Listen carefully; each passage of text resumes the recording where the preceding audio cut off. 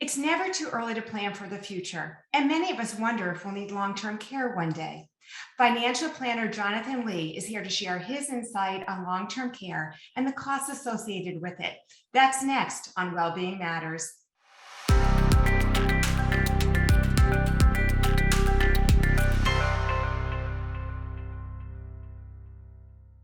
Thank you for tuning in to Wellbeing Matters. Jonathan Lee is the CEO of the Foundation for Financial Education, one of the largest nonprofits in the country.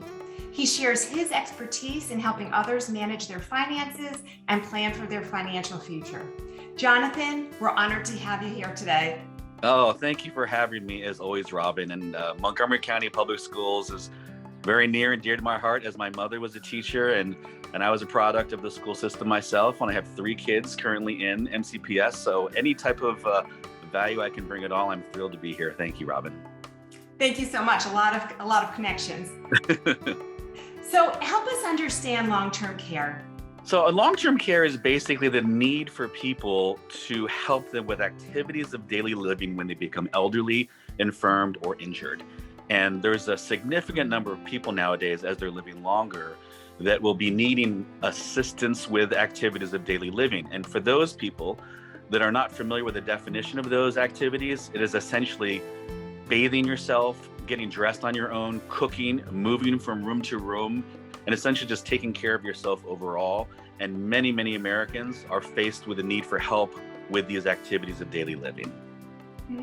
So how likely is it that one of us will need long-term care, and why is it important? So statistically speaking, Robin, it's about a 1 in 3 chance that somebody will need some significant amount of long-term care in their lifetime.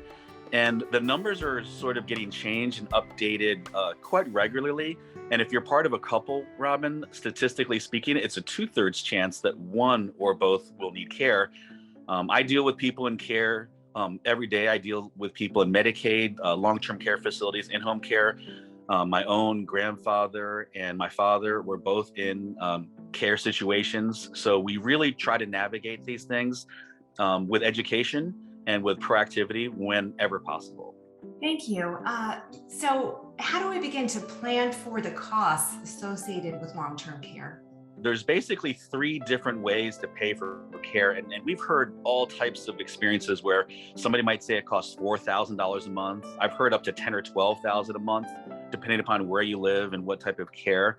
But the 3 basic ways to take care of the cost of care are: number 1, something called self-insuring, where you basically pay your own money out of pocket that you've saved or invested over the years and hopefully earmarked to pay for care.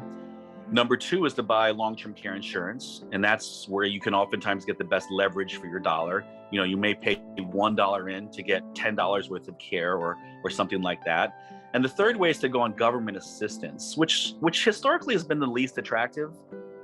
People normally fall into the category of qualifying for something called Medicaid, Robin, and that is essentially government assistance for elderly people.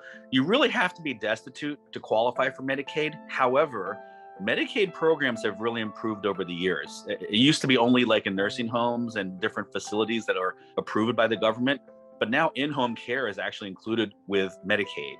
So the only really other drawback, other than not being able to have any money, is if you do have some savings or income, the government will require you to spend it or hand it over to them in order to qualify for care.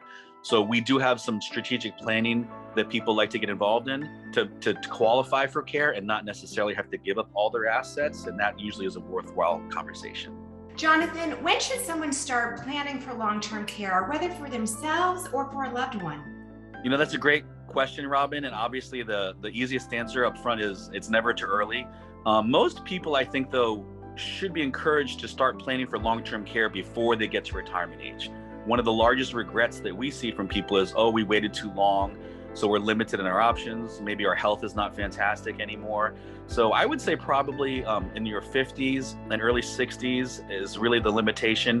If you wait until later than that, of course, there are going to be opportunities to solve the long-term care issue, but even people who start in their 40s, it's never too early.